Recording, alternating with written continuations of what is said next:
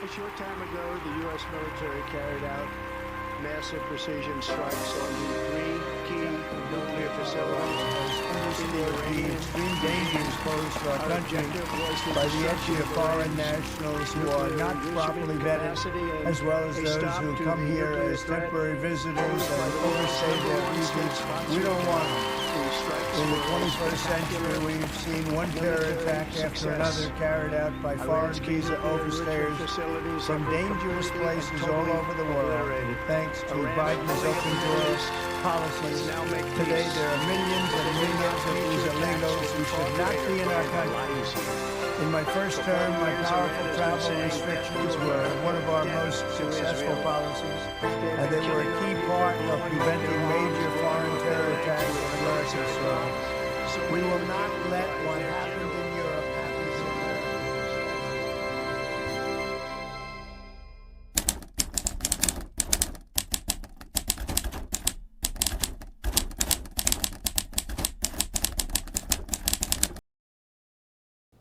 Bienvenidos a otro segmento de 3 en Punto, proyecto de Regla de 3, acompañado de Patricia Monreal, de Beatriz Rojas, y hoy tenemos un invitado, colaborador de Regla de 3, antropólogo social por la Universidad Complutense, David Ramos Castro. Hoy vamos a hablar de un tema que atañe a todo el mundo, el fenómeno Donald Trump.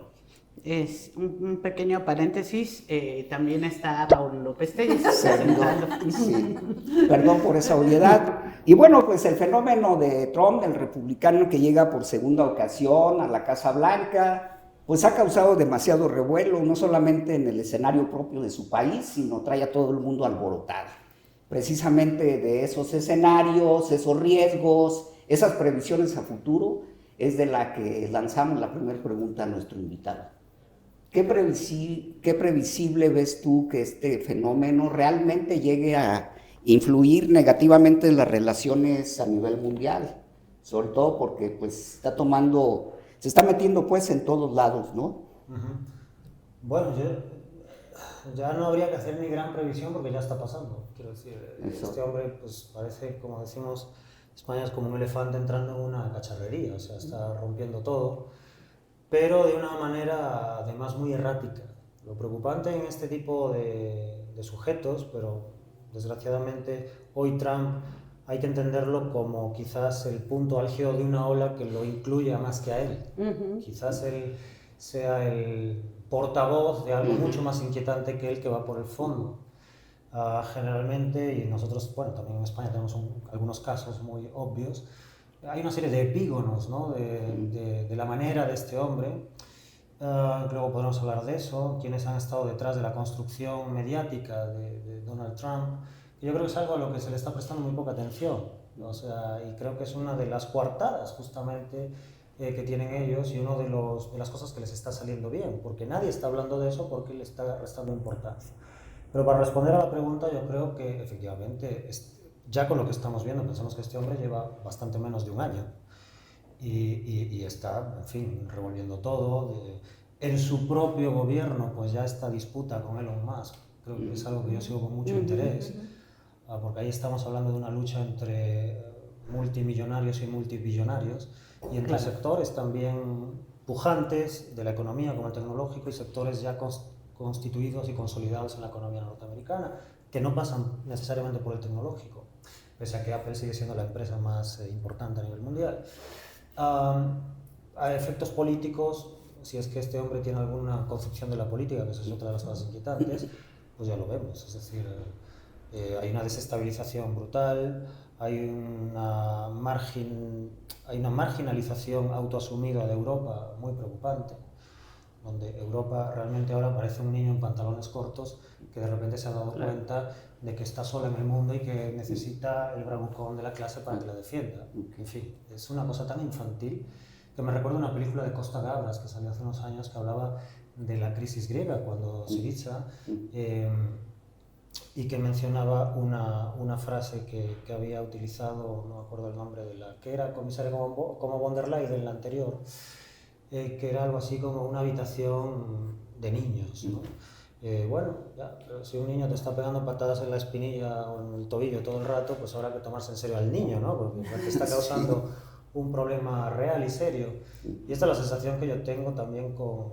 Y además, claro, es difícil hacer una previsión, siempre es difícil, pero con un hombre que hoy dice una cosa, mañana se desdice, todavía más, pero hay que entender que eso forma parte del juego. Es decir, aquí, bueno, hablaremos de eso, pero yo creo que hay que entender que lo que se está desmantelando es toda una concepción heredada de la política. Así es. Esa concepción de la política obviamente es una debilidad impulsada por los gobiernos actualmente, ¿no? Obviamente para crear esos flancos de debilidad en lo social. Sí. Bueno, a mi modo de ver, claro, es que son dos cosas distintas. Siempre ha estado el ámbito político y el ámbito social. Por eso, pues el tipo de democracias en las que queremos estar o que queremos estar defendiendo son democracias donde, además del aparato político, que se relaciona más con la noción de Estado, tiene que haber movilización social. La movilización social hoy está también, depende en qué segmento o de qué segmento hablemos, está flaqueando a mi juicio. Hay mucha movilidad social para unas cosas y muy poca para otras.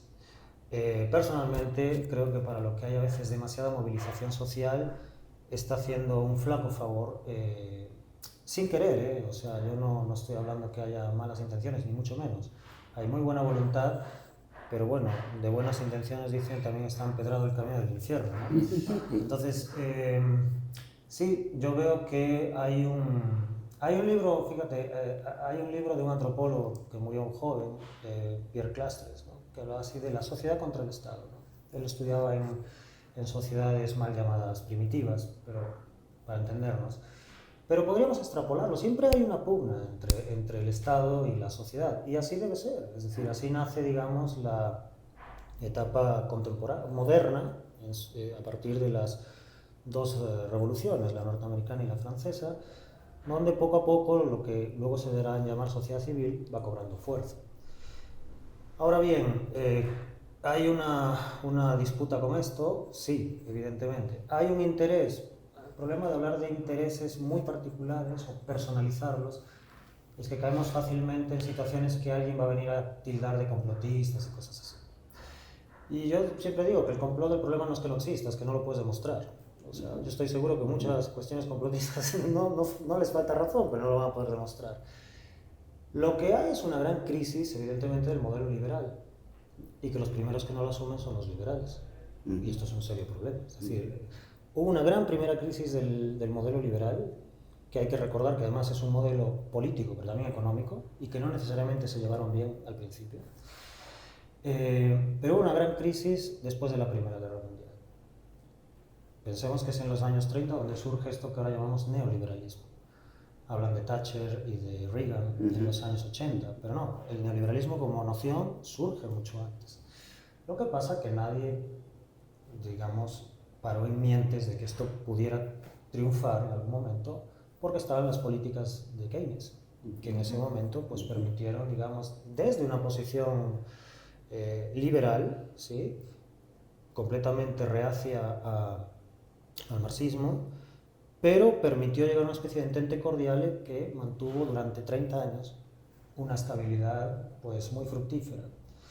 Eso es lo que entra en crisis a partir de los 70, ¿verdad? Con los famosos Chicago Boys, bueno, Milton Friedman, pero es que el mecenazgo de esta gente viene desde los años 30.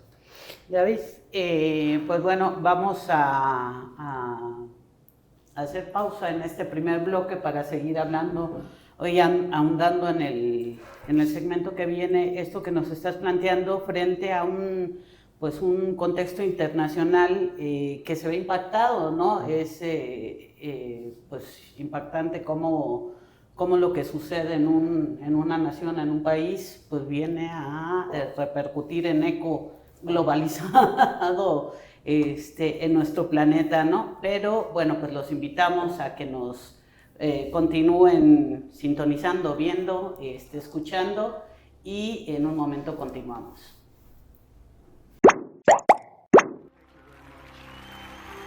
A short time ago, the U.S. military carried out massive precision strikes on the three key nuclear facilities.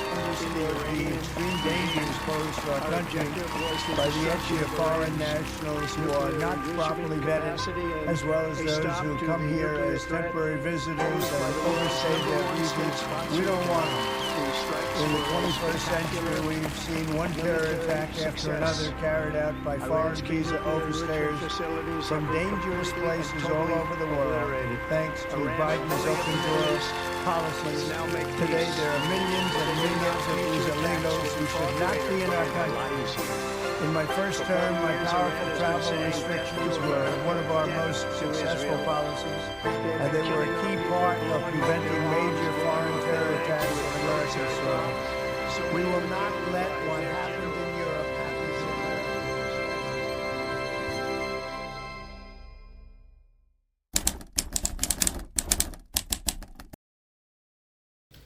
Ya estamos de regreso en 3 en Punto, estamos platicando con David Ramos Castro. Antes del corte hablábamos un poco de pues, el impacto que puede tener las políticas de Trump en el mundo. Ahora ya sabemos que las economías están todas conectadas y pareciera extraño pensar en que lo que suceda en un país va a impactar del otro lado del mundo, pero pues es así. Yo te quisiera preguntar, ¿qué pasa también con la gente o qué pasa en general en la sociedad para que líderes tan antipáticos que juegan incluso el papel de villano, ¿no?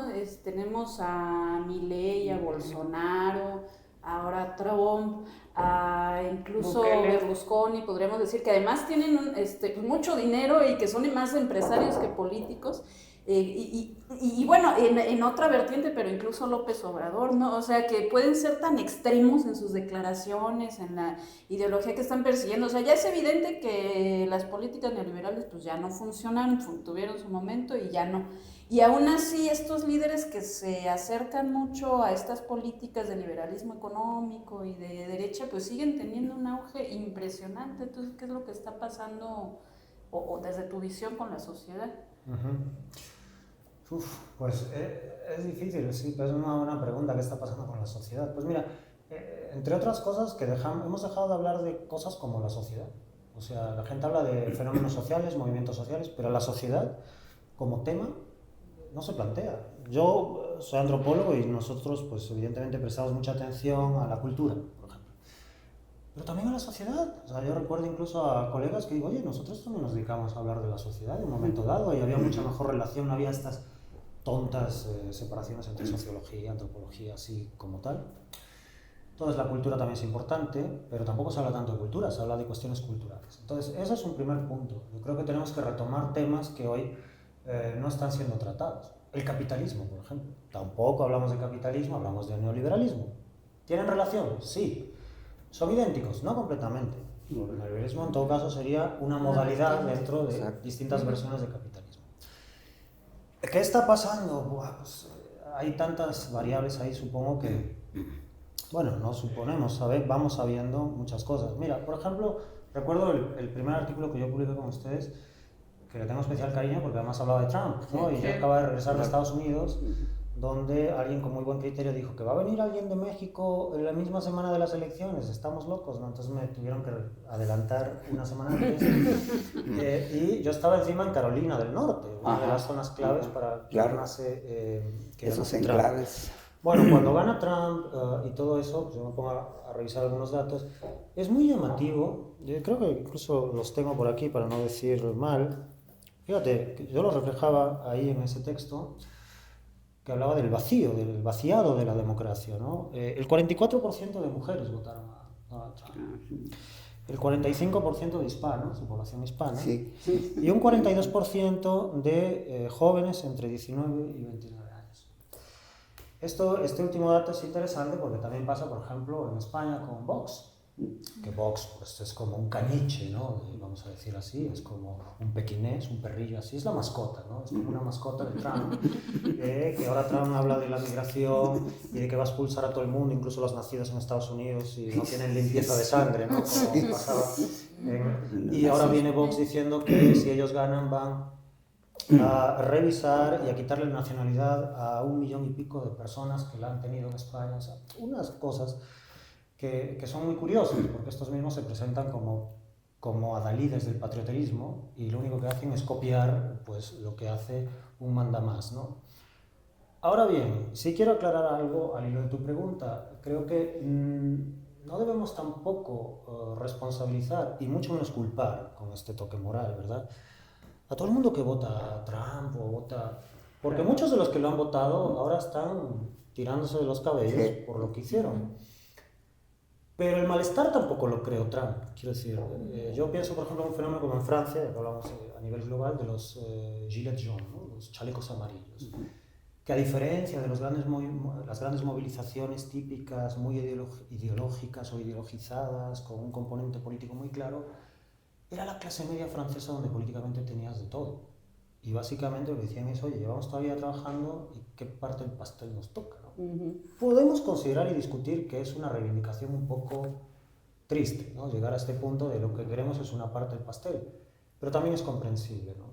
Y yo recuerdo un pensador en Francia, Bernard Stiegler, que murió desgraciadamente con el coronavirus, que decía que él hablaba con gente que le votaba hasta el Frente Nacional, que ahora es Rassemblement National, ¿no? ¿Cómo sería esto? Como reunión, algo así, asamblea nacional. Y sí, hay que hablar con esta gente. Con algunos será muy difícil, pero con otros, o sea, forma parte realmente de la sustancia de la democracia, ¿no? Ahí en ese sentido habría marcos débiles de la sociedad misma para contener estos fenómenos, una rectificación a través de la siguiente elección o... Es que yo creo que uno de los problemas de nuestra concepción de la democracia es pensar que se limite solo a las elecciones. Así es. Por eso hablábamos antes de la importancia de la movilización social, pero también es importante que los movimientos sociales en un momento dado vean que si no están contribuyendo o abonando a una lucha colectiva, en este caso, donde nos estamos jugando no cuestiones sectoriales, sino cuestiones de conjunto, no digo que prescindan de sus causas, pero a lo mejor que las retrasen ahora un poco. O sea, hay ciertas... Todo esto es discutible, por supuesto, pero ya decir hoy que es discutible, pues ya sería ganar mucho, porque hay como líneas rojas en todos lados, ¿eh? También las hay, y quiero decir esto, también las hay y mucho en la izquierda. Yo creo que uno de los problemas de la extrema derecha es que se le está haciendo el trabajo, digamos, o sea, está más bien obteniendo el beneficio sin hacer casi ningún trabajo. Lo cual a ellos les sienta muy bien, porque están acostumbrados a esto. Claro. Pero ¿por qué no están haciendo el trabajo? Porque se lo están haciendo ciertas izquierdas. Es decir, hemos desistido de hablar de temas, de ponerse encima de la mesa, de discutir entre... A ver, las izquierdas yo estoy de acuerdo que son en plural, no es en singular. Sí, claro. Entonces hay que poder discutir sobre políticas identitarias, por ejemplo, que es uno de los grandes caballos de Troya para alguna izquierda. Está implosionando a la izquierda en muchos momentos y en muchos lugares. Hay que poder discutir de todo esto. Y no se está haciendo. Y entonces, claro, viene un movimiento, vamos a decir, es que no es comunitarista, es nacionalista. Es distinto. Es decir, ellos arropan bajo la idea de nación, lo cual no es una novedad de Trump. Claro. Esto es lo que han hecho siempre. Mira, en el año 30 hubo una discusión entre Hans Kelsen, el famoso jurista, ¿verdad?, y otro gran jurista, aunque fuera filonazi, como Carl Schmitt. Y Kelsen, en un momento dado, decía que solamente había dos posibilidades en ese momento con las que él no se adhería, ¿no? Pero estaba la posibilidad en ese momento del comunismo, que ellos veían, evidentemente, como algo que llevaba al totalitarismo, el modelo, digamos, bolchevique, y estaba la posibilidad de la burguesía, en la derecha, arropándose en la nación.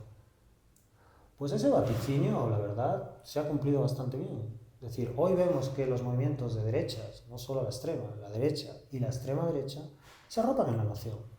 Y entonces, claro, ¿qué nación? Pues lo vemos en el caso de Trump, la nación de los WASP, ¿no? O sea, blancos, protestantes, todo esto. Okay. Pues vamos a despedir este segmento. Obviamente seguimos con el tema, con nuestro invitado, David Ramos Castro, colaborador de Regla de Tres. estos escenarios de democracia, capitalismo, y también yo creo hay que aludir a otro fenómeno impulsado por la administración de Washington, que es la guerra. Volvemos en un momento.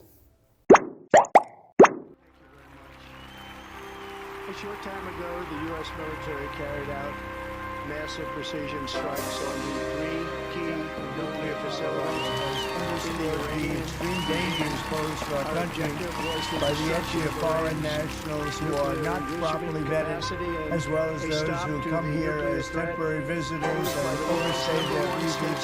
We don't want them. In the 21st century, we've seen one terror attack after another carried out by foreign visa overstayers from dangerous places all over the world. Thanks to Biden's open doors policies, today there are millions and millions of these illegals who should not be in our country. In my first term, my powerful travel restrictions were one of our most successful policies, and they were a key part of preventing major foreign terror attacks on American soil. We will not let what happened in Europe happen to America.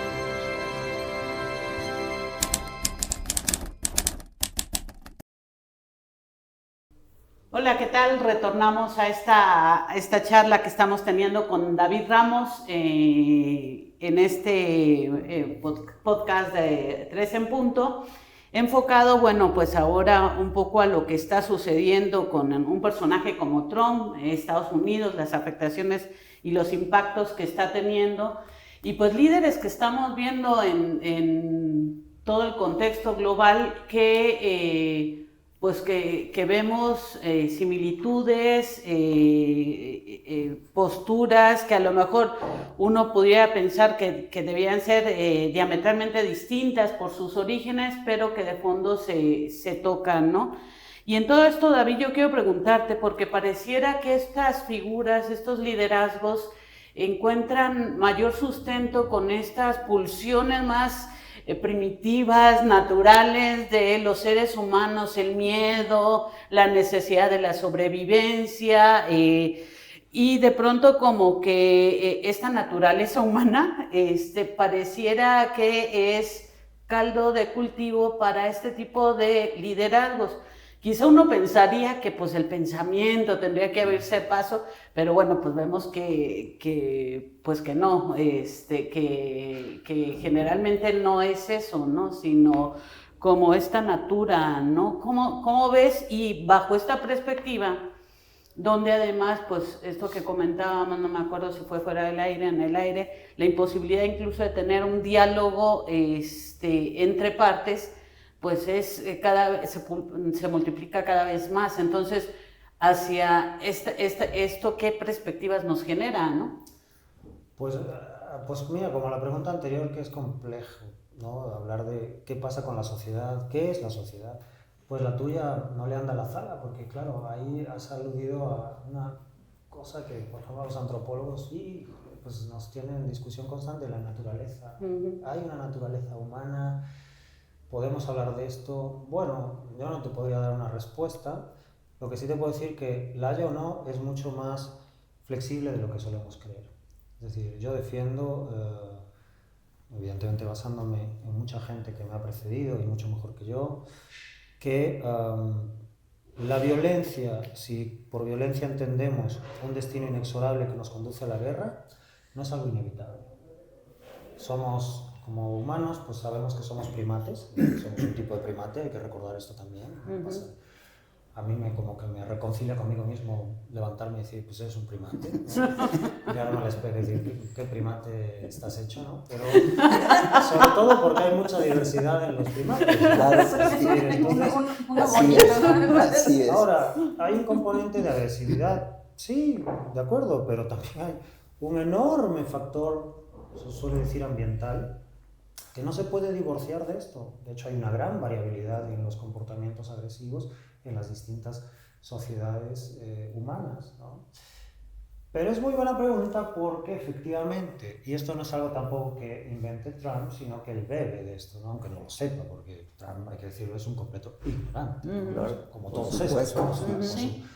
Eso es uno de los males de nuestro tiempo, pero igual que Milei, igual que Ayuso en España, igual que tantos, ¿no? Pero, bueno, él está hablando por boca de una, me cuesta llamarlo tradición, pero bueno, una línea, una doctrina, lo que sea, que enfatizó mucho la relación entre mercado, entendido como negocio, y la guerra. O sea, la metáfora de la guerra ha sido muy importante, y es muy importante en el mundo de los negocios. ¿Sí? Por supuesto.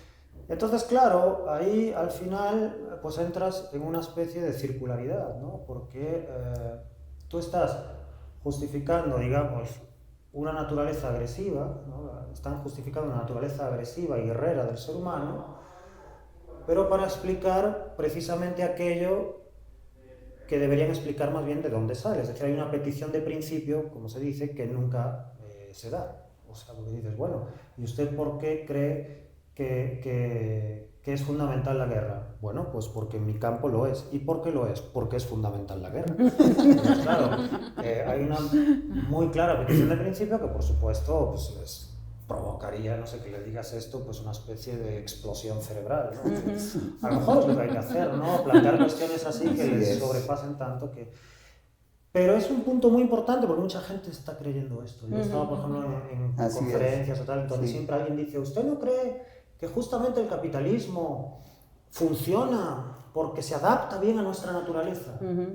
Bueno, acaba de sacar un libro Eva Iluz, por cierto, una socióloga muy conocida, sionista, pero no lo digo en términos peyorativos, lo digo también para matizar, que por ejemplo ahí tenemos un caso de una socióloga, insisto, muy reputada y muy reconocida en México, entre otros muchos sitios, que se muestra completamente, vamos, contraria desde hace mucho tiempo a lo que está pasando en Palestina, ¿no?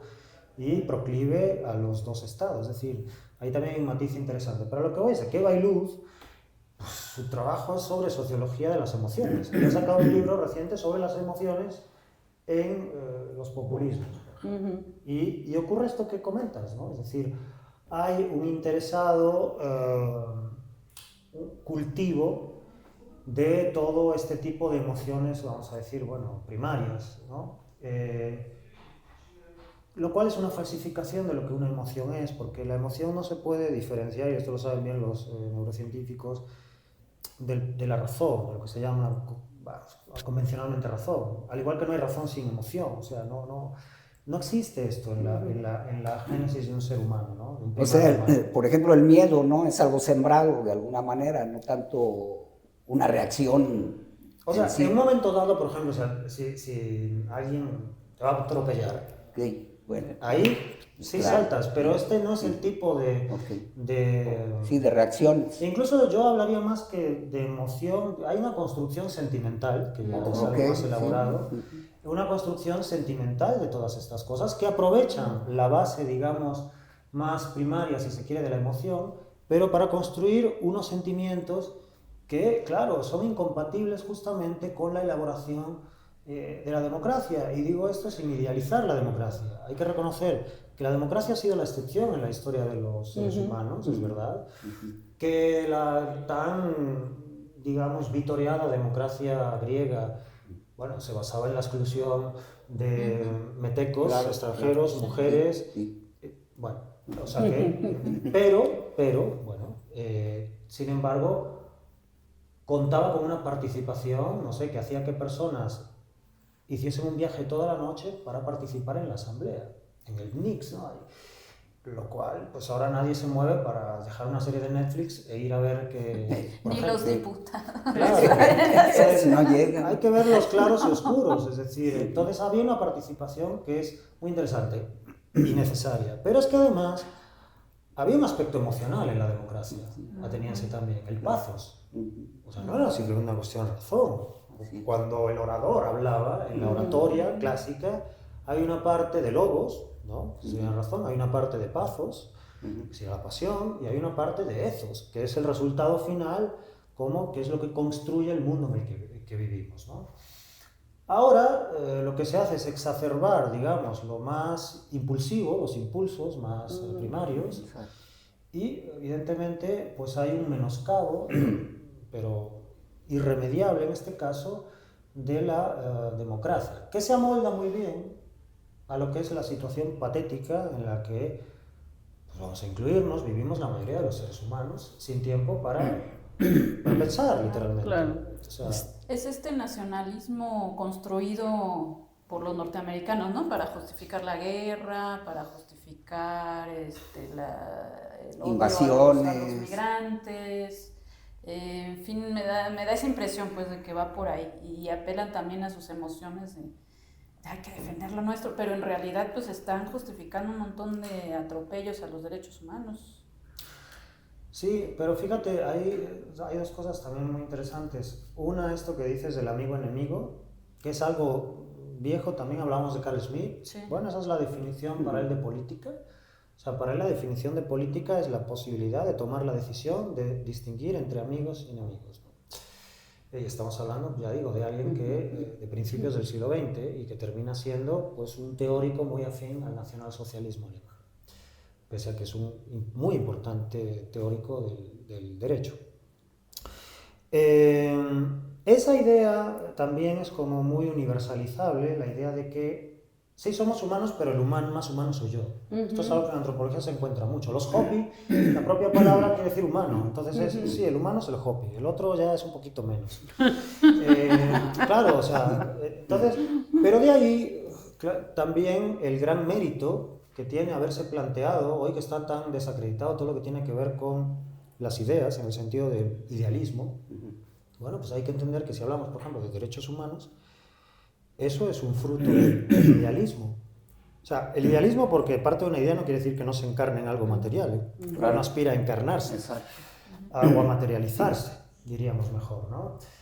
Pero, por ejemplo, los derechos humanos es un buen ejemplo. Fíjate, en el 2012 Marine Le Pen, me acuerdo yo todavía vivía en Francia, tuvo un debate allí con un viejo conocido también, Manuel Valls, que había sido primer ministro, tipo muy controvertido, muy ambicioso además, con respecto a los derechos humanos y a los derechos de los nacionales, a los mayores derechos de los nacionales frente a los extraños.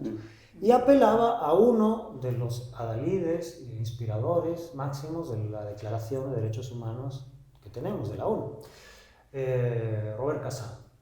Y efectivamente, lo que se impuso en los derechos humanos, si uno pues, hace el seguimiento, al final fue una declaración muy por debajo en lo que es su concreción práctica de lo que podría haber sido, porque efectivamente hay un reconocimiento mayor de los nacionales de un territorio frente a los extranjeros. Entonces eso es un problema muy serio hoy, porque hoy nos damos cuenta que ya la democracia no basta tampoco, desde luego, así es, con hablar solo de ideas, sino como decía Villoro, Luis Villoro, en un momento dado, eso me parece muy interesante, que habla que la izquierda también es la posibilidad de que alguien vea realizable lo que se plantea como teoría. Es decir, si yo digo, yo soy libre, sí, pero ¿qué posibilidades tienes de realizar esa supuesta libertad para vivir según tu voluntad?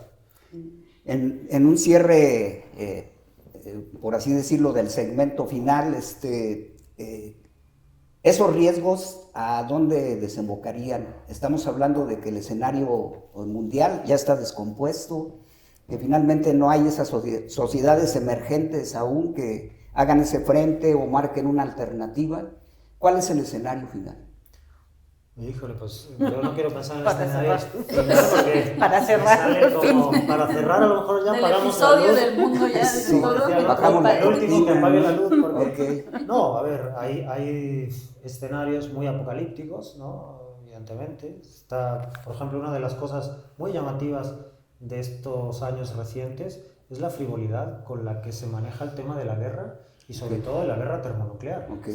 O sea, yo estaba viendo en televisión, en televisiones, en canales, por ejemplo, españoles, haciendo casi concursos para ver qué pasaría en Madrid si cae una bomba. Pues, o sea, y con colores, y con gráficos, y con una mujer muy maquillada. Sí, hasta se hacen apuestas, clima, ¿no? Exacto. Entonces, esa parte, ya digo, como decía antes con la construcción de Trump, hay una parte de la espectacularidad mediática, pero el espectáculo entendido en el sentido del famoso libro de Guy Debord, de la sociedad del espectáculo, que debemos recuperar todos esos textos, todas esas ideas, porque como decía Debord, ahí el espectáculo es un avance de la no vida, dice él. O sea, entonces, escenarios, bueno, ese sería uno de los peores, pero evidentemente hay resistencia, o sea, yo creo que no podemos... Claro que hay resistencia, lo que pasa es que es una resistencia un poco en grumos. Yo lo que veo que es una resistencia un poco grumosa que no termina de cuajar.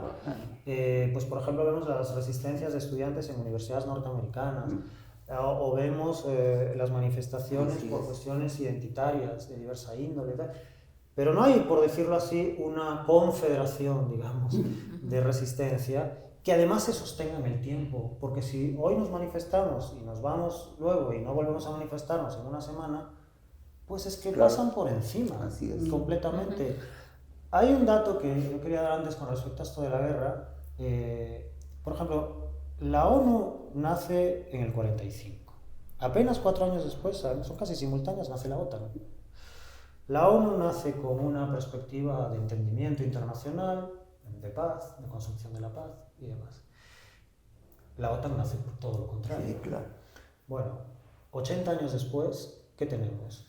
La última foto de la OTAN, con Trump ahí con su corbata kilométrica, que a ver si un día se la deja tan larga que tropieza y con una Europa completamente devastada, igual que en el 45 materialmente, ahora diríamos espiritualmente devastada. Esa foto es un reflejo de la impotencia europea. Y la ONU, y sobre todo desde el 2020, empantanada, a tal punto que podríamos decir, sin exagerar demasiado, que la ONU no sirve para nada, prácticamente. Entonces, eso es un retrato bastante terrible de 80 años de historia, donde se han invertido las torres, ¿no? Y los escenarios, pues ya digo, dependen también mucho de la resistencia social, más que de la esperanza política. Si entendemos político por el espacio secuestrado hoy en día por personajes generalmente ambiciosos, con pocas luces y en fin, de los que se puede esperar poco. Bueno, y pues con este panorama alentado cerramos. Hay todavía mucho que reflexionar, mucho que hablar. Ojalá no sea la única vez que nos visitas, David. Muchas gracias por darte el tiempo.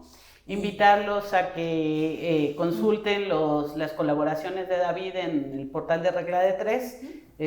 Pueden acceder a todo lo que haya escrito cliqueando su nombre en el portal. Y no dejen de visitarnos en Facebook, YouTube, TikTok, por supuesto en el portal y en Instagram, y de comentarnos pues qué les pareció el episodio, de qué más quieren que hablemos, darnos su opinión, siempre es muy valorada, y pues hasta el próximo lunes.